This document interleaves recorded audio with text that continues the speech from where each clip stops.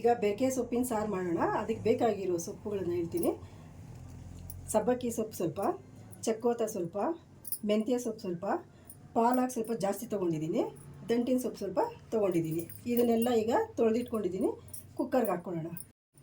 ಈಗ ಸೊಪ್ಪಿನ ಜೊತೆ ನಾವು ಬೇಯಿಸೋದಕ್ಕೆ ಅಲಸಂದಿ 1 ಕಪ್ ನೆನೆಸಿಟ್ಕೊಂಡಿದ್ದೀನಿ, ಒಂದು ಸ್ವಲ್ಪ ಹೆಸರು ಕಾಳು, ಕಡಲೆಕಾಯಿ ಬೀಜ, ದಪ್ಪದಾದರೆ 1 ಈರುಳ್ಳಿ ಸಾಕು. ನಾನೀಗ ಚಿಕ್ಕದಿರೋದ್ರಿಂದ 1.5 ಇಟ್ಕೊಂಡಿದ್ದೀನಿ. ದಪ್ಪದು 2 ಬೆಳ್ಳುಳ್ಳಿ, ಒಂದು 6 ಒಣಮೆಣಸಿನ್ಕಾಯಿ, 6 ಹಸಿಮೆಣಸಿನ್ಕಾಯಿ, 1 ಟೊಮೊಟೊನ ಹಚ್ಚಿಟ್ಕೊಂಡಿದ್ದೀನಿ. ಸೊಪ್ಪಿನ ಜೊತೆ ನಾವು ಇದನ್ನೆಲ್ಲ ಬೇಯಿಸ್ಕೊಳ್ಳೋಣ.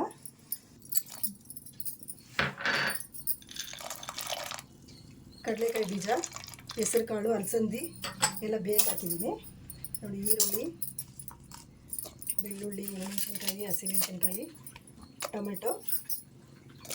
ಈಗ ಇದ್ರ ಜೊತೆ ಸೊಪ್ಪು ಹಾಕಿ 1-2 ವಿಸಿಲ್ ಕೂಗಿಸ್ಕೊಳ್ಳೋಣ. ಈಗ ಸೊಪ್ಪು ತೊಳೆದು ಇದಕ್ಕೆ ಕುಕ್ಕರ್ಗೆ ಹಾಕ್ಕೊಂಡಿದ್ದೀನಿ. ಇದನ್ನೆಲ್ಲ 1-2 ವಿಸಿಲು ಕೂಗಿಸ್ಕೊಳ್ಳೋಣ ನೋಡಿ. ಈಗ ಕುಕ್ಕರಲ್ಲಿ ಬೇಯಿಸ್ಕೊಂಡಿರೋಂಥ ಸೊಪ್ಪು, ಬೆಳ್ಳುಳ್ಳಿ, ಮೆಣಸಿನ್ಕಾಯಿ, ಈರುಳ್ಳಿನ ಸಪ್ರೇಟ್ ಮಾಡಿ ತೆಕ್ಕೊಂಡಿದ್ದೀನಿ.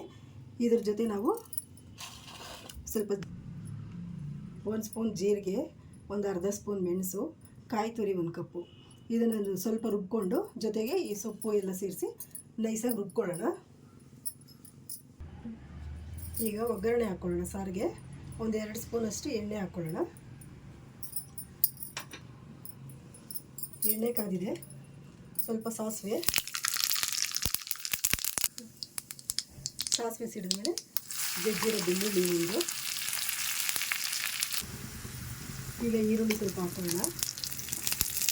ಹಾಗೆ ಇದೆಲ್ಲ ಒಂದು ಸ್ವಲ್ಪ ಕೆಂಪಗಾಗಲಿ ನೋಡಿ. ಬೆಂದಿರೋ ಕಾಳಿಗೆ ನನಗೆ ರುಬ್ಬಿರೋ ಸೊಪ್ಪನ್ನ ಹಾಕ್ಕೊಳ್ತಾ ಇದ್ದೀನಿ.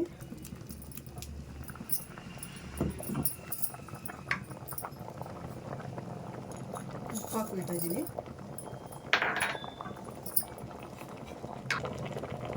ಸೊಪ್ಪು ಬೇಯಿಸಿರೋಂಥ ನೀರು ಸೇರಿಸಿ ಇದಕ್ಕೆ ಹಾಕಿದ್ದೀನಿ.